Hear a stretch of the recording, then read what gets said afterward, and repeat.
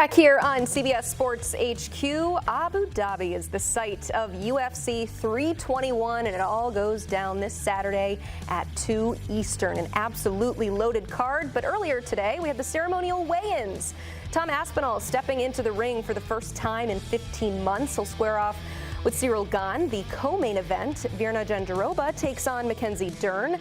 Now that one is a rematch between the women. Dern won the first fight by unanimous decision at UFC 256 in December 2020. They will be fighting for the vacant women's strawweight title.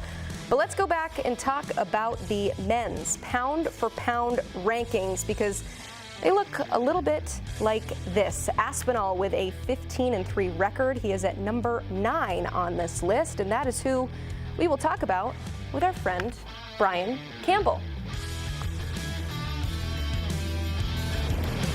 BC, welcome in here. We're talking about the main event. That's Aspinall versus Cyril Gane. With the win, can Aspinall move up in those rankings? You see him slotted there at number 9 right now. I think he can, especially, Emily, if that win is consistent with how Tom Aspinall wins fights, and that's within the end of the second round, typically by knockout. Look, it's usually harder for a heavyweight in either boxing or mixed martial arts to contend in the top 10 pound for pound. Why? Because you could argue that the whole pound for pound rankings were created to put the smaller weight class fighters on the same level against heavyweight. And oh, by the way, heavyweight is notoriously known for not having the same depth. But in this case, Tom Aspinall eventually had to crack my list with the way that systematically he goes after one top contender after another and gets them out of there so early. All 15 of his victories have ended before the end of the second round, 12 by knockout, 3 by submission. And if he beats Cyril Gane, the former interim title holder, on Saturday, look, he never got to fight John Jones, and that's not his fault. But everybody they put in front of Tom Aspinall, he's taking care of them in almost record time. One of the most effective knockout artists in the history of this company through 18 fights. This is Tom Aspinall's division right now, and with John Jones at least temporarily out of the picture, he'll have a chance to flex those muscles in the first defense of his undisputed heavyweight strap. Sounds like we can anticipate this one being a pretty quick fight. But Brian, I want to ask you specifically, you spoke with Cyril Gane ahead of this fight, and he hinted that he might want to take on Alex Pereira if he ends up moving up, which of course is the aspirations that he has. He's number 6 on the pound for pound rankings right now. We have seen him have success at many different levels. So do you think, could he make the move up to heavyweight? Look, the first instinct would say about a former kickboxer, Hall of Fame kickboxer like Pereira, who came to mixed martial arts full-time at age 34, is what about the ground game? What about the deficiencies that we assume he will have?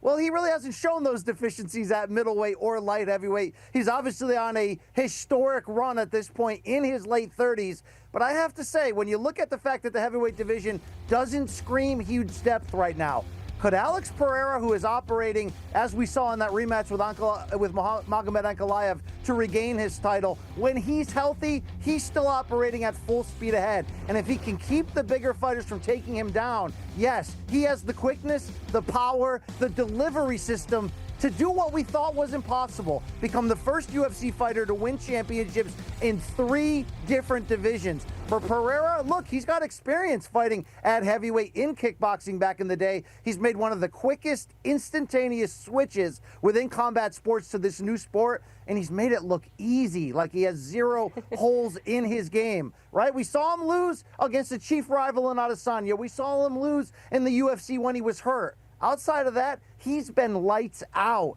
And if he has this opportunity to cash in, go to a 3rd division and win that championship, that's not only the kind of stuff that puts you number 1 pound for pound, that's maybe the only way he could have a chance at finishing his career in the conversation for greatest of all time. Yeah, that sounds crazy to say when we've got fighters like John Jones, GSP, Anderson Silva, but in a very short window, Alex Pereira has done things that very few have done, if not at all. The definition of pound for pound. And speaking of quick fights, that one against Ankalaev was over and done with very quickly. Let's move on to another fighter I want to ask you about. Umar Nurmagomedov on the brink of the men's pound for pound rankings. What does he have to do to get in there?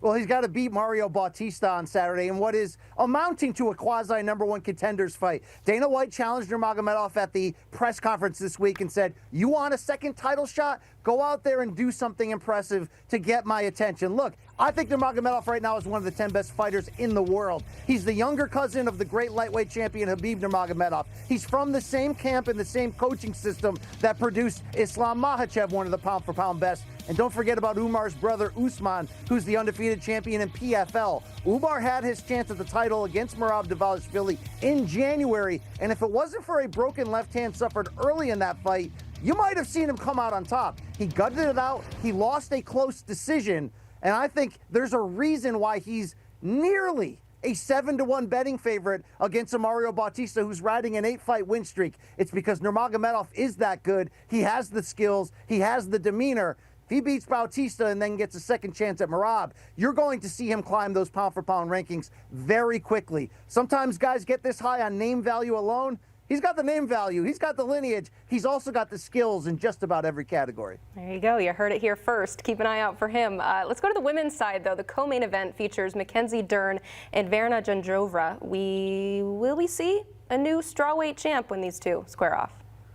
Yeah, we're definitely going to see the division take a step into a new direction since Zhang Weili, who has been at the top of these pound-for-pound rankings for years, has made the decision to vacate her title, move up to 125, and challenge Valentina Shevchenko in what will be a historic matchup in November, 1 versus 2 pound-for-pound. But let's not forget the run that Jandiroba's on. Yes, she lost to Mackenzie Dern straight up 5 years ago by decision, but since that fight, she's 5-1 overall, where Dern is just 5-4.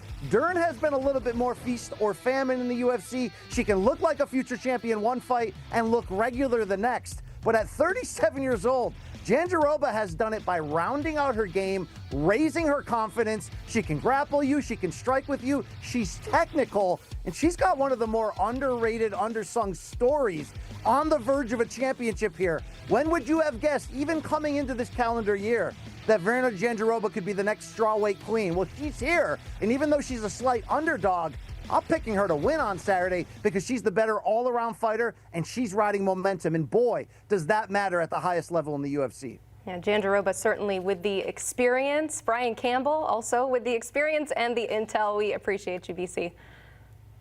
All right, get excited. UFC 321, the main card, Saturday afternoon from Abu Dhabi. Fights on fights on fights. About last night, though, let's go back to the NFL. Not so good for the Vikings, but good for the Chargers. Our Ryan Wilson, he's got the fix for Minnesota, so get your trades ready and stick with us here on CBS Sports HQ.